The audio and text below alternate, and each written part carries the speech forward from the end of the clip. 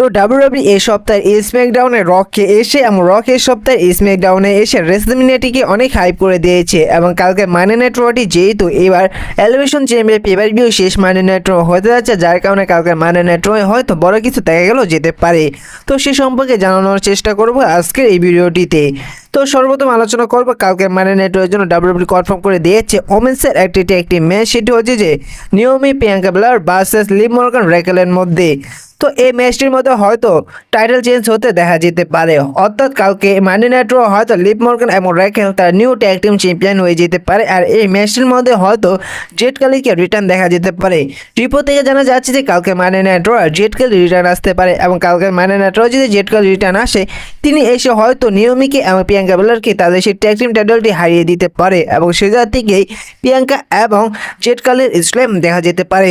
এবং ডাব্লিউডাব্লিউ কালকে মানি নাইট র জন্য কনফার্ম করে দিয়েছে ওমেন্সের একটি ইন্টারকন্টিনেন্টাল চ্যাম্পিয়নশিপের ম্যাচ, সেটি হচ্ছে যে ডেকোটা গায় এবং লাইরা ভ্যালকিরিয়ার মধ্যে। তো সে নাম্বার 1 কন্টেন্ডারশিপের ম্যাচটি ডেকোটা গায় জিতে এবার কালকের মানি নাইট র ইন্টারকন্টিনেন্টাল চ্যাম্পিয়নশিপের জন্য ফেস করবে লাইরা ভ্যালকিরিয়াকে।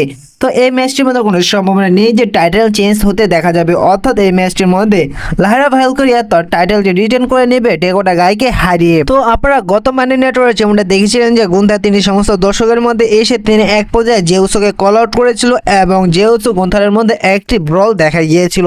তো তেমনই দেখা যেতে পারে কালকের মানি নাইট রে, এবং কালকের মানি নাইট রে আবার গুন্থার এবং জেউসোর মধ্যে আক্রমণ দেখা যেতে পারে, কারণ গুন্থার তিনি জেউসোকে বলেছিল যে তাকে রেসলম্যানিয়ার জন্য যদি জেউসো চ্যালেঞ্জ করে তাহলে গুন্থার তিনি প্রতি সপ্তাহে জেউসোকে আক্রমণ করবে, যার কারণে কালকে মানি নাইট রে আবার গুন্থার এবং জেউসোর মধ্যে আক্রমণ দেখা যেতে পারে। এবং ডাব্লিউডাব্লিউ কালকে মানি নাইট র জন্য কনফার্ম করে দিয়েছে একটি ট্রিপল থ্রেট ম্যাচ, সেটি হচ্ছে যে Logan Paul versus Seth Rollins versus CM পাঙ্কের মধ্যে। আর যেহেতু কালকে এলিভেশন চ্যাম্পিয়ন পেপার ভিউ শেষ মানি নাইট র হতে যাচ্ছে, যার কারণে ডাব্লিউডাব্লিউ এই ম্যাচটি মেইন ইভেন্ট করতে যাচ্ছে। এই ম্যাচটির মধ্যে গিয়ে হয়তো কোনো শকিং কিছু দেখা যেতে পারে, সেটি হতে পারে যে এই ম্যাচটির মধ্যে হয়তো রোমান রেন্সের রিটার্ন।